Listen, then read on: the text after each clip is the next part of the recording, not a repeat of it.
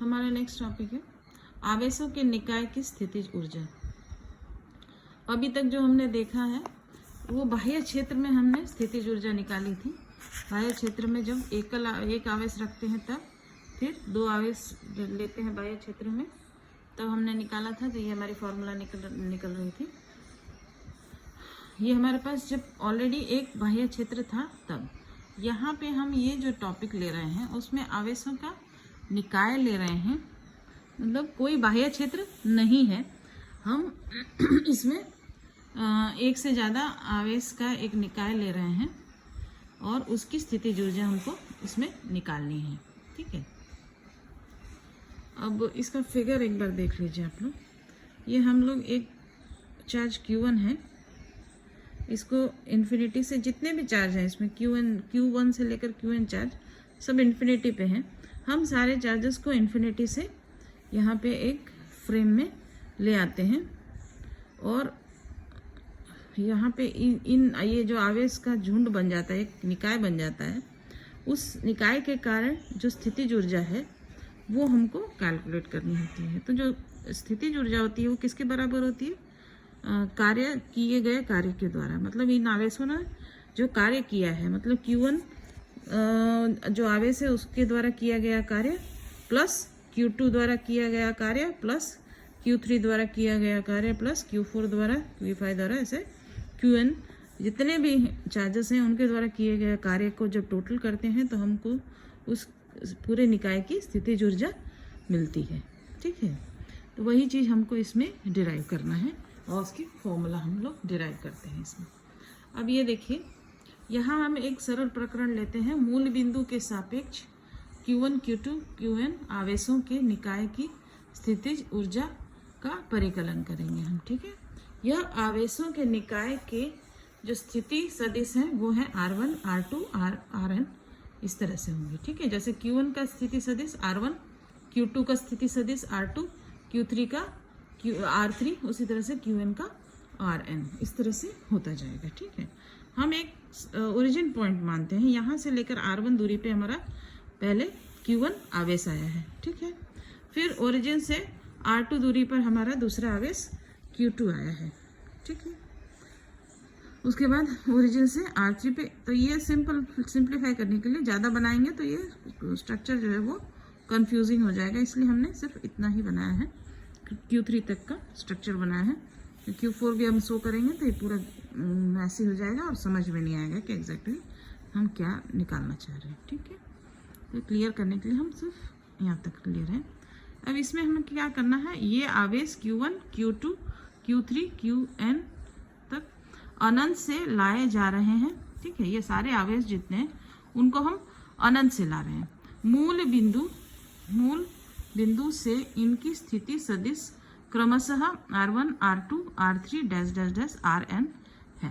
ठीक है, ये सब आवेश जो अनंत से हम ला रहे हैं और जहाँ पे हमको स्थितिज ऊर्जा इसकी निकालनी है उस पार्ट में ला रहे हैं, और उनकी जो स्थिति सदिश जो बन रही हो वो क्रमशः Q1 की R1, Q2 की R2, Q3 की R3, सो ऑन Qn की Rn रहेगी स्थिति सदिश।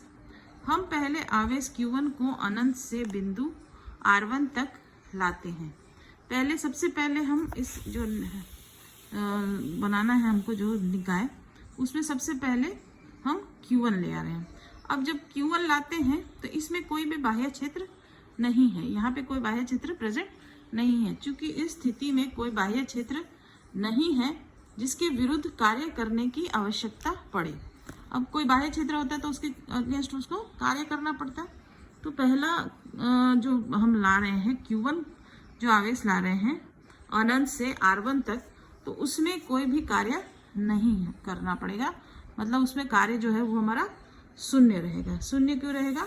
क्योंकि हमारे पास कोई बाह्य क्षेत्र नहीं है। इससे पहले जो भी हम केस ले रहे थे उसमें हमारे पास ऑलरेडी एक बाह्य क्षेत्र था।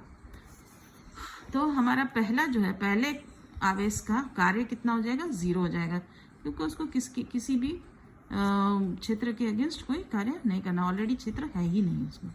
तो हमारा जो W1 है वो 0 हो जाएगा। W1 क्या है? Q1 द्वारा किया गया कार्य। आवेश Q1 द्वारा किया गया कार्य W1 जो है वो 0 आ जाएगा। Q1 का विभव हम ये मान सकते हैं 1/4πε0 डॉट Q1/R1P। P क्या है? इसका जो नेक्स्ट कण की पोजीशन है, ठीक है। ये Q1 का विभव है। मान लीजिए कि जैसे हमने ये Q1 लिया है तो इसका विभव हमको इस पॉइंट पे निकालना है, ठीक है। तो ये क्या हो जाएगा 1/4πε2 Q1/R12। यहाँ पे क्या हो जाएगी इसकी, वो R12 हो जाएगा। ये Q1 का विभव इतना होता है, ठीक है। अब नेक्स्ट कण हम ला रहे हैं Q2 को। Q2 को जब हम यहाँ लाते हैं तो ये Q2 पर हम ये इसके कारण ये जो क्षेत्र बनता है, Q1 के कारण जो क्षेत्र बनता है उसके विरुद्ध इसको कार्य करना पड़ेगा। Q1 को कोई बाह्य क्षेत्र का विरोध नहीं करना पड़ रहा था, लेकिन Q2 जब ला रहे हैं तो इस सिस्टम में Q1 ऑलरेडी प्रेजेंट है, तो Q1 के प्रेजेंस की वजह से वो एक क्षेत्र बनाता है जिसके विरुद्ध Q2 को कार्य करना पड़ता है। तो हमारा जो Q2 द्वारा किया गया कार्य है W2, वो कितना हो जाता है, W2 बराबर Q1 से जो विभव बनता है वो Q1 का जो विभव है इंटू आवेश। W2 का आवेश कितना है Q2, तो W2 V1 into Q2। V1 हमारा कितना था Q1/4πε0 R1P लिए थे, है ना। तो P हमारा कहाँ आ रहा है, यहीं पे आ रहा है, R12 वाली जगह पे आ रहा है। तो हमारा ये इक्वेशन क्या बन जाएगा Q1/4πR12 इंटू Q2। समझ में आ रहा है बच्चों, ठीक है। अब है Q3 द्वारा किया गया कार्य। अब जब Q3 हम इस सिस्टम में लाते हैं तो उसको दो आवेशों का विरोध करना पड़ेगा, Q1 का और Q2 का। Q1 और Q2 दोनों का विरोध करना पड़ेगा। इसके कारण Q1 और Q2 का विभव वहाँ पे बनेगा, तो उसका विरोध करेगा, तब इसका उसके विरुद्ध कार्य करना है। तो W3 हमारा क्या हो गया Q1 Q2 का विभव इंटू आवेश। आवेश कितना है इसमें Q3। तो हमारा Q1 और Q2 का विभव कितना होता है V1 और V2। तो V1 हमारा कितना है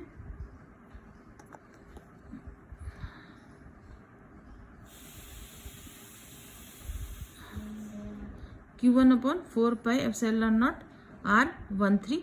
ये इसके कारण विभव है यहाँ पे R13, ये है ना।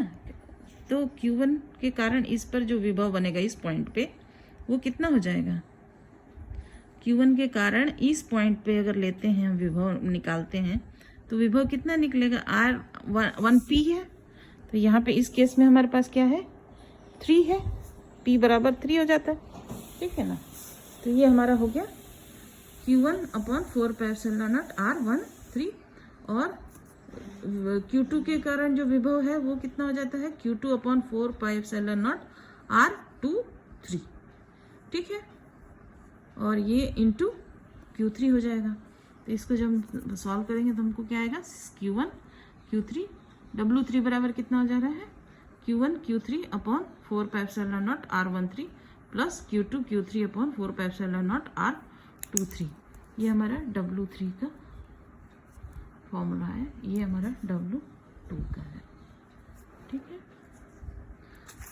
उसी तरह हम करते जाएंगे तो हमको Wn का कितना निकल जाएगा Q1 Q2 dash dash dash Qn-1 का विभव इंटू आवेश। आवेश कितना है Qn, और Q1 का विभव V1, Q2 का विभव V2, Q3 का विभव V3। ये सब प्लस प्लस करना हमको Vn तक, ठीक है। तो V1 का कितना होता है Q1 और Qn इधर मल्टीप्लाई कर देते हैं तो ये हो जाता है Qn/4π R1n, फिर Q2 Qn/4πε0 R2n plus Q3 Qn/4πε0 R3n plus so and so होता जा रहा है, ठीक है। अब ये देखिए Wn बराबर 1/4πε0, ये हो गया। हम 1/4πε0 कॉमन ले रहे हैं तो हमारे पास क्या बच रहा है Qn/R1n plus Q2 Qn/R2n plus Q3 Qn/R3n plus so होता जाएगा। ये हमको Wn वर्क डन बाई क्यूएनथ आवेश, वह ये किसका कार्य है, क्यूएन संख्या का जो आवेश है उसका ये टोटल वर्क डन है। तो हमको जब पूरे सिस्टम का हमको अगर स्थितिज ऊर्जा निकालनी है तो पूरे सिस्टम की स्थितिज ऊर्जा कितनी निकलती है, U बराबर W टोटल वर्क डन कितना है, W1 plus W2 plus W3 plus dash dash dash WN तक। W1 हमारा 0 होता है, W2 हमारा कितना आता है, Q1 Q2 upon 4 pi epsilon not R12, Q3 कितना होता है Q1 Q3 upon 4 pi epsilon not R13 plus Q3 upon 4 pi epsilon not R23। ये W2 का मान है, ये W3 का मान है, ये W3 का मान है, ये वाला W2 का मान है, ये हमारा W1 का मान है। उसी तरह से हम निकालते चले जाएंगे। तो Q4 का कितना आएगा, Q1 Q4 upon 4 pi epsilon not R14 plus Q2 Q4 upon 4 pi epsilon not R24 plus Q3 Q4 upon 4 pi epsilon not R34। इस तरह से आ जाएगा, ये W4 का वैल्यू हो जाता है। तो मतलब W1 तो 0 हो गया, W2 में एक टर्म हो गया, W3 में दो टर्म्स हो गए, ये और ये, और W4 में 3 होंगे, ये और एक और जो हम बताए थे अभी। उसी तरह WN तक हम ले जाएंगे इसको।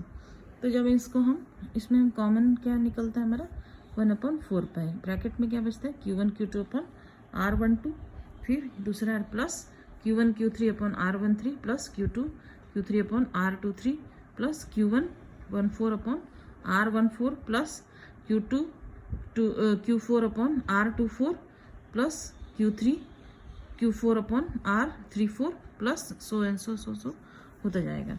ठीक है, अब इसको हम इस तरह से समेशन करके भी लिख सकते हैं। देखिए ये क्या हो जाएगा, स्थितिज ऊर्जा is equal to 1/4 pi epsilon naught. अभी बताते हैं कि ये हाफ कहाँ से आया। देखिए 1/4 पाई एप्सिलॉन नॉट समेशन 2 बार करेंगे क्योंकि हमारे पास 2 हैं, Q1 और Q2, तो उसको अलग अलग दिखाने के लिए हम अभी 2 ले रहे हैं। जब I बराबर 1 और J बराबर भी 1, ये R1 IJ R QI और QJ, और ये I भी N तक है और J का भी मान हम N तक ले रहे हैं। अब हमको क्या लेना है, I is not equal to, I जो है वो कभी भी J के बराबर नहीं लेते हैं। देखिए हमारे पास कोई भी ऐसा टर्म नहीं है जहाँ पे हो Q1 अपॉन R11, ऐसा कोई टर्म नहीं है। इसका मतलब क्या है, I और J जो है वो हमेशा अलग होता है एक दूसरे से। ठीक है ना, R मान लीजिए कि I की वैल्यू 1 है तो J की वैल्यू 2 हो सकती, 3 हो सकती, 4 हो सकती, 5 हो सकती, कुछ भी हो सकती है, लेकिन 1 नहीं होगी। अगर I का वैल्यू अगर आपने 2 लिया है तो ये J का वैल्यू जो है वो 1 हो सकता है, 2 नहीं हो सकता, 3 हो सकता है, 4 हो सकता है, 5 हो सकता है, इस तरह से हो सकता है। ठीक है, कुछ भी N तक हो सकता है, लेकिन जब अगर I 2 है तो J 2 नहीं लिया जाएगा, क्योंकि हमारे पास यहाँ पर Q1 या Q2 कभी नहीं आ रहा है। हमारा दोनों ये जो है, ये जो संख्या हम हमेशा अलग ही रख रहे हैं। ठीक है, दूसरा ये 1/2 कहाँ से आ रहा है हमारा, ये जब हम Q1 Q2 अपॉन R12 ले रहे हैं तो हमारा कभी भी ये नहीं ले रहे हैं हम Q2 Q1 अपॉन R21, ये नहीं होगा। ठीक है, दोनों, क्योंकि हम एक से दूसरे का ही लेते हैं, दूसरे से इसका वापस नहीं लेते। तो लिखते वक्त जो संख्या जब लिखेंगे तब हम इसको 2 रखते हैं तो यह 1 आएगा ही आएगा, लेकिन वो केस हम हाफ कर दे रहे हैं, इसीलिए हम ये हाफ ले रहे हैं।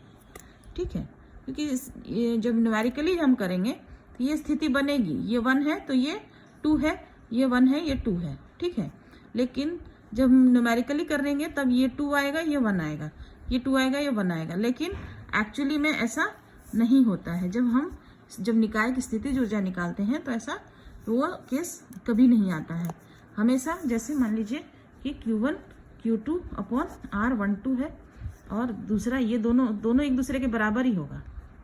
ठीक है, ये दोनों कंडीशन एक दूसरे के बराबर ही होगी, इसलिए इन दोनों में से एक ही कंडीशन हम लेते हैं, एक कंडीशन को हम नहीं लेते हैं, इसीलिए हम इसको क्या करते हैं, न्यूमेरिकली जब हम टोटल करेंगे तो हमारा ये दोनों कंडीशन आएगा, लेकिन एक को हमको हटाना होगा, इसीलिए हम क्या करते हैं, डिवाइड बाय 2 कर देते हैं। जो टोटल एनर्जी निकलती है डिवाइड बाय उसको 2 कर देते हैं। ठीक है, इसीलिए हमारा ये फॉर्मूला में ये वाला इस तरह से आ जाएगा। तो हमारी ये पूरी स्थितिज ऊर्जा n आवेशों के निकाय की जो स्थितिज ऊर्जा का फॉर्मूला है वो इस तरह से बनता है। ठीक है।